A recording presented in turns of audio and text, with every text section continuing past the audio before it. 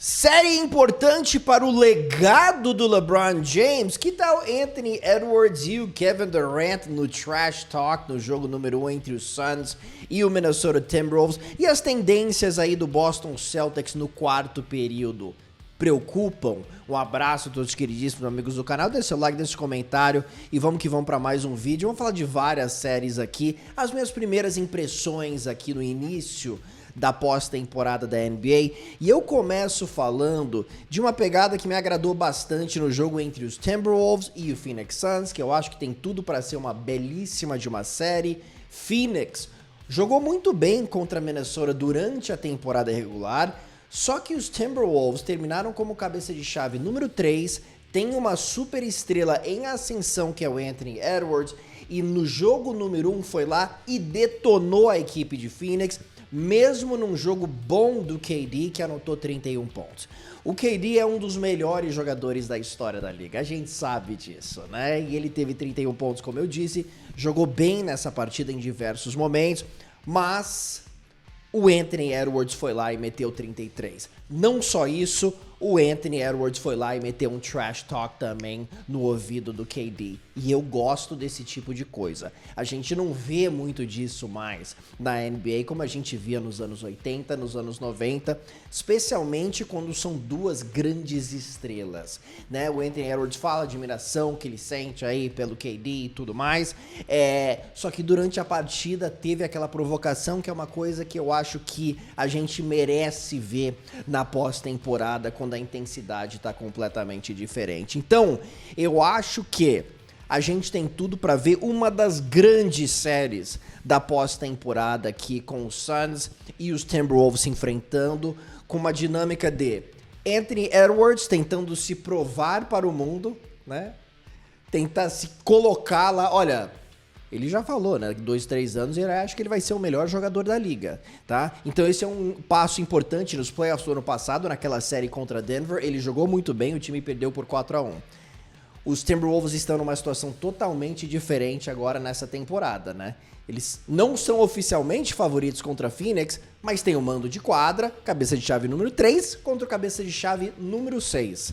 Você tem o Anthony Edwards tentando se provar para todo mundo e você tem o KD, talvez em sua última oportunidade de realmente ameaçar um título. É possível, tá? KD tá nessa, o Devin Booker também tá chegando perto dessa mesma situação. Eu sei que ele é mais jovem que o KD, mas às vezes, cara, você nunca sabe quando você vai ter realmente mais uma oportunidade concreta. KD ficando um pouquinho mais velho, a gente não sabe o que vai acontecer aqui nos próximos anos. O Bradley Beal é um cara que tem sofrido com lesões, então a gente tem os 3 saudáveis nesse momento, e a gente não sabe se a gente vai ter isso todo ano, tá? Então, a gente tem o KD mais na reta final da carreira, né? Enfrentando um jogador em plena ascensão, já teve um falatório aí no primeiro jogo, um trash talk, 31 pro KD, 33 pro Anthony Edwards. Se preparem, porque essa série tem tudo para ser espetacular, né? Não só pelo basquete, mas também por essa provocação, essa dinâmica meio que extra-quadra, né? Que pode trazer muito entretenimento para a série. Eu mencionei o Boston Celtics, né? O Boston Celtics amassou o Miami Heat. Se olha o time do Boston, é um time muito superior ao time do Heat. Não tem o Jimmy Butler, não teve o Terry Rozier. Se os dois estivessem em quadra, eu acho que poderia ter sido um jogo número 1 bem diferente. Celtics abriram 14-0, Miami voltou 29-25, Boston só arremessando de 3. A gente sabe, você só arremessa de 3, de vez em quando você vai errar. Nesse jogo, os Celtics acertaram 22 bolas de 3, igualando a melhor marca da franquia nos playoffs, da história da franquia. O time abriu 30 no quarto período, faltando 4 minutos, tava 14, né? Eu não tô falando que o jogo voltou a ser interessante, mas voltou a ter uma possibilidade do visitante voltar para a partida, né? Você mete uma bola de 3, 11, depois 9, o jogo começa a ficar interessante. Então, mesmo num jogo em que o visitante, que é inferior, não teve 2 dos seus melhores jogadores no ataque e o seu melhor jogador em quadra em algum momento nessa partida o jogo ficou interessante. Como eu disse, 14-0, tava tudo entrando, aí a bola de 3 parou de entrar um pouquinho, ficou 29-25, Miami voltou pro jogo, que eu acho que é um jogo que 14-0 queria já ver um 60-30, né, logo de cara. Sim, os Celtics abriram 30 pontos, né, abriram 30 pontos. Mas Miami voltou e deixou o jogo levemente desconfortável no quarto período, em um dia em que a gente achava que o jogo não ia ficar em momento algum desconfortável para o Boston Celtics. Em momento algum, diante de todas as circunstâncias que eu já citei. Então, eu não tô falando, você tá reclamando da vitória do Celtics por 20 pontos na partida número 1. Eu não tô, grande vitória de Boston, tá 1-0 e eu acho que vai atropelar o Miami Heat nessa série. Mas quando a gente fala do Celtics, que é o favorito ao título, a gente faz projeções para o título, né? E a gente já falou disso em outros vídeos de tendências e tudo mais. Em certo momento no quarto período, tava 35-17 para Miami, com o Jason Tatum no pós-jogo falando, a gente não pode tirar o pé do acelerador, às vezes a natureza humana está ganhando por muito, e aí o negócio fica competitivo. E aí o torcedor fala assim, a gente já ouviu isso diversas vezes durante a temporada regular e continua acontecendo nos playoffs. O fato é que essa é a personalidade do Boston Celtics. Ponto final. Essa é a personalidade do time. É o suficiente para ganhar o título da NBA, isso daí a gente vai descobrir, mas só uma impressão que eu tive aí nesse jogo número 1. Eu queria falar também do Philadelphia 76ers contra o New York Knicks. Os Knicks venceram o jogo número 1 e é uma derrota preocupante para a Philadelphia pensando nessa série. O meu palpite foi Nova York 4-3. Eu acho que Philadelphia pode até ser o time mais talentoso e eu acho que teve uma grande chance de vencer esse jogo em Nova York num dia em que o Jalen Brunson não brilhou. Porque o que a gente estava falando? Que seria a grande chance dos Knicks nessa série. Jalen Brunson carregando o time nas costas ofensivamente. Nova York, uma boa defesa, fisicalidade e tudo mais. Pode até levar melhor nesse sentido, mas vai precisar de um Jalen Brunson acima de 30 pontos por partida. Então, não aconteceu na partida número 1. E aí o Josh Hart foi lá e conseguiu 22 pontos. Aí o Miles McBride saiu do banco e conseguiu 21 pontos. E o que me chamou muita atenção, que eu achava que podia acontecer, é o fato que Nova York dominou as tabelas. 23 rebotes ofensivos, né? Com Mitchell Robinson sendo um grande fator. Tá? Então, você tem 29 pontos do Joel Embiid, você tem 33 pontos aí do Tyrese Maxey, você tem um jogo ruim do Jalen Brunson com apenas 22 pontos e o Philadelphia perde. Então, pra mim, perdeu.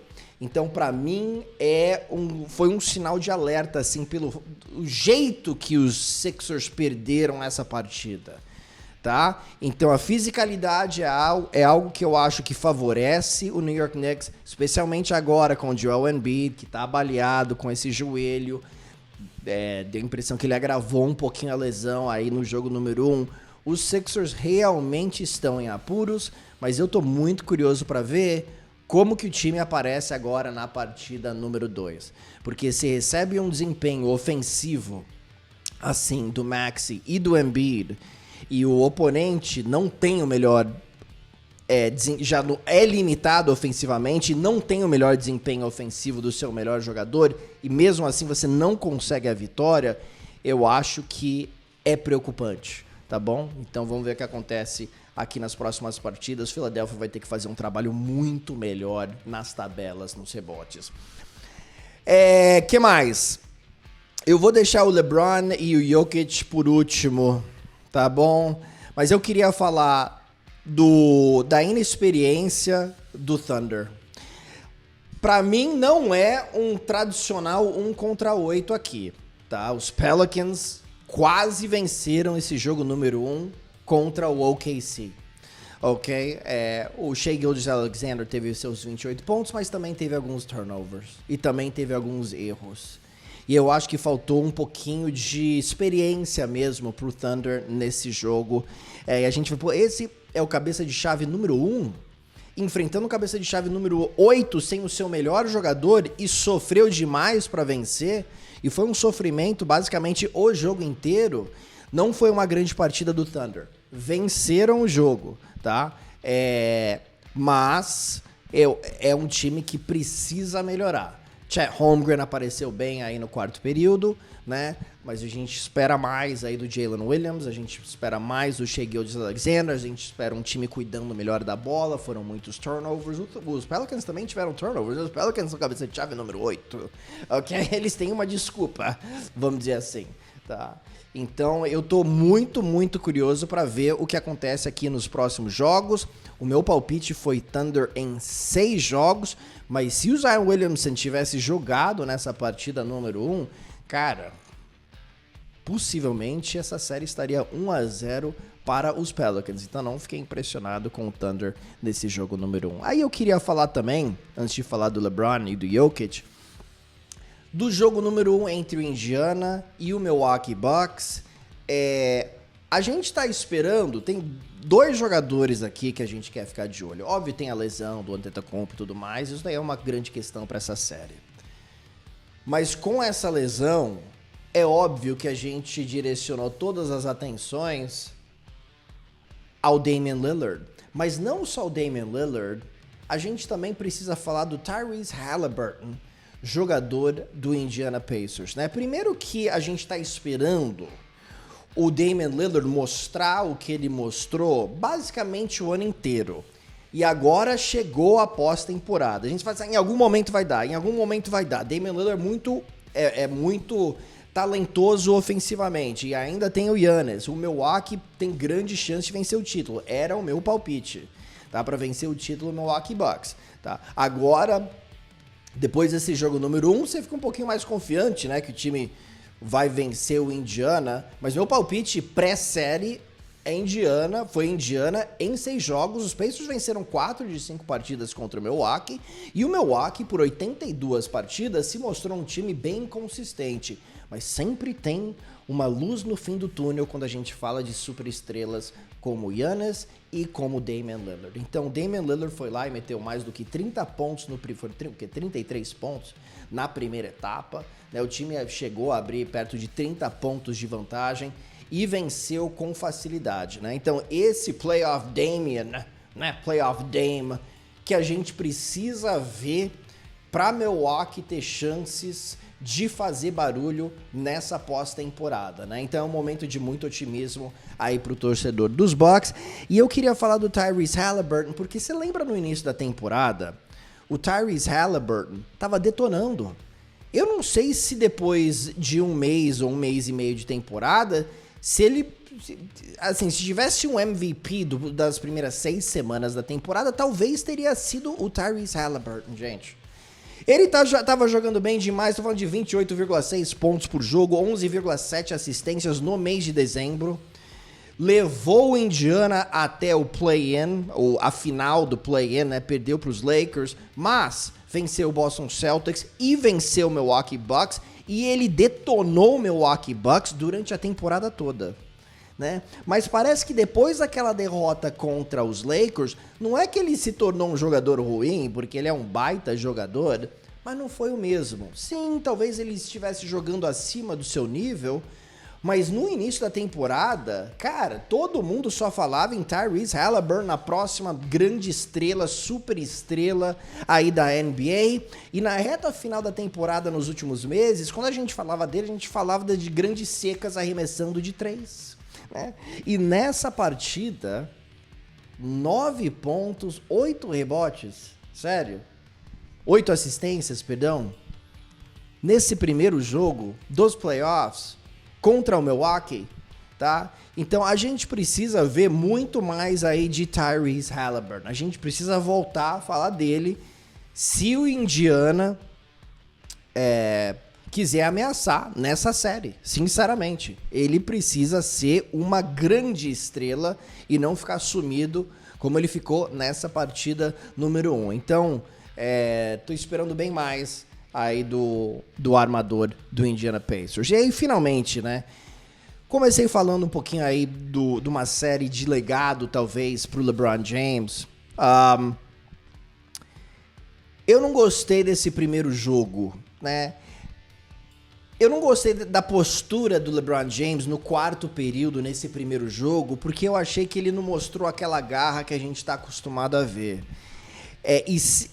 E pra mim, assim, se perder dando voadora no lustre, né? E se matando, né? E se entregando e não reclamando, como às vezes a gente vê um comportamento do LeBron que parece que ele tá tentando achar uma desculpa pela derrota antes dela acontecer. E isso me incomoda. Às vezes acontece isso, tá? Então, nesse quarto período do jogo número 1, ele não fez nada. E eu vi o Jokic também numa enterrada que dá empurrão aí no LeBron James e fala assim: olha, meu amigo, você pode ser o rei e eu sou o Joker, né? Mas quem que é o cara dessa corte aqui sou eu, né? Essa impressão que eu senti aí do Joker, né? Você pode ser o rei, mas quem manda aqui nessa corte sou eu, meu amigo. Então, o Los Angeles Lakers abriu uma vantagem de 12. Foi varrido pelo Denver Nuggets no ano passado nos playoffs. Tava jogando bem no primeiro tempo. Só que aí foi dominado em pontos de segundas chances, né? De segundas oportunidades, né? Jogadas através de rebotes ofensivos, 18 pontos em segundas oportunidades, 14 pontos através dos turnovers. LeBron James falou que o time precisa realmente prestar atenção aos detalhes para ter qualquer chance, beleza, né? A gente sabe disso, né? Denver é um time superior. Mas, de novo, o comportamento dos Lakers não pode ser um comportamento de perdedor. E às vezes eu sinto um pouquinho essa energia quando o time encara o Denver. Então eu tô buscando só uma personalidade diferente, uma pegada diferente, um sangue nos olhos diferente, né? Ok, se for pra perder, pode ser que perca, mas cara, faz absolutamente de tudo com sangue nos olhos pra evitar a derrota. Ficar chorando, ficar reclamando é uma coisa que pode ser negativa, e o LeBron em alguns momentos em sua carreira meio que fez isso e a reputação dele ficou bem tingida por causa disso em alguns momentos. Tá? Então ele foi varrido pelos Nuggets no ano passado. Ele tem uma grande chance, já que a gente tá falando de legado, de conseguir mais um grande feito em sua carreira. Atual campeão Denver, varreu os Lakers no ano passado. Lakers entrando no play-in. Jokic, melhor jogador do mundo, vivendo o seu melhor momento da carreira. Os Lakers vão lá e ganham. Nossa, o que isso faria pro legado do LeBron? Seria mais uma coisa muito, muito positiva, né? Agora, não aparecer no quarto período. E como eu disse, ter essa postura, não só o LeBron, talvez em alguns momentos, mas o Lakers de um modo geral, aí o negócio fica feio, tá? Porque todo mundo espera uma vitória aqui do Denver. Mas se ela acontecer de uma forma... a derrota acontecer meio que de uma forma melancólica para os Lakers, eu acho que pode ficar feio pro LeBron. Não que mexa com o legado dele, nada, né? Mas, né, eu acho que alimenta aquela galera que reclama desse tipo de comportamento que acontece, que já aconteceu em alguns momentos na carreira do LeBron. Tá? Pô, o LeBron é chorão, o LeBron reclama... LeBron fica fingindo que tá machucado. Existe essa reputação, assim, algumas pessoas olham pro LeBron nessa ótica mesmo, né? Então, o jogo número 1 não ajudou a mudar isso. Vamos ver se os próximos jogos o negócio fica diferente, o comportamento fica diferente. Eu tô muito, muito curioso para ver essas próximas partidas, e eu acho que vai ser uma série, pode ser uma série muito legal. Mas nesse jogo número 1, o que a gente viu foi que o melhor jogador da NBA, né, deu um chega pra lá no LeBron, depois foi lá, enterrou a bola, jogou bem demais, e aí a gente viu imagens do LeBron rolando no chão, ai, machucou, ou reclamando e não participando muito do ataque no quarto período. Vamos ver se o King James consegue mudar essa história no restante da série. Tá bom, meus jovens maravilhosos? Um abraço a todos vocês. Lembrando que se você quiser fazer a sua aposta pra lá de Safadinha, é só entrar no link aqui na descrição. Se você for fazer o seu primeiro depósito lá na Stake, você ganha o dobro do depósito em bônus para você apostar até R$500. Tá bom? Então, negócio muito legal para você apostar aí nos jogos durante os playoffs da NBA com o código Povo Paulo. Eu vou deixar o link aqui na descrição. Deixa seu like, deixa seu comentário, se inscreva no canal e vamos curtir bastante os playoffs da NBA. Um grande abraço a todos vocês. Tchau!